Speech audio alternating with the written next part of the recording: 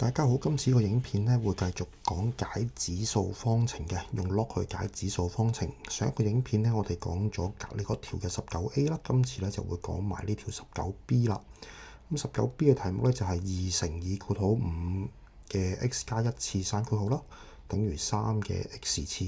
咁呢條題目咧比較特別啊，同隔離嗰條咧有啲唔同，因為咧2乘5嘅組合咧其實就係10嚟嘅，而我哋會加嘅 log 嘅時候咧個底咧都係10嚟嘅，咁呢度咧就可以咧方便大家諗一諗點樣可以砌個10出嚟啦，然之後咧 log 10嘅時候咧就可以簡化啲啦。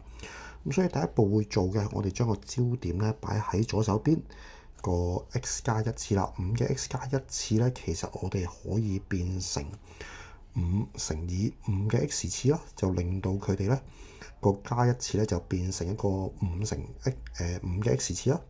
咁而家有2乘5啦，咁所以我哋會砌到個10出嚟啦，變成10乘5嘅 x 次。咁如果我哋而家喺呢度加 log 嘅時候咧，我哋就會得到咧 log 佢到10乘5嘅 x 次刪括號啦，等於 log 3嘅 x 次。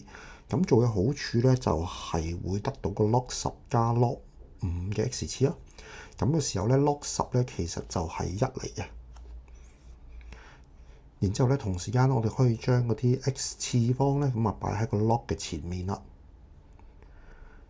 再將同類項咧做加減移項咧擺埋同一邊，咁所以我哋會得到1等於 x log 3減 x log 5。抽個 log x 出嚟，咁我哋就會得到咁樣啦。最後咧將成個 log 3減 log 5咧調去右手邊，調去左手邊咧做除數。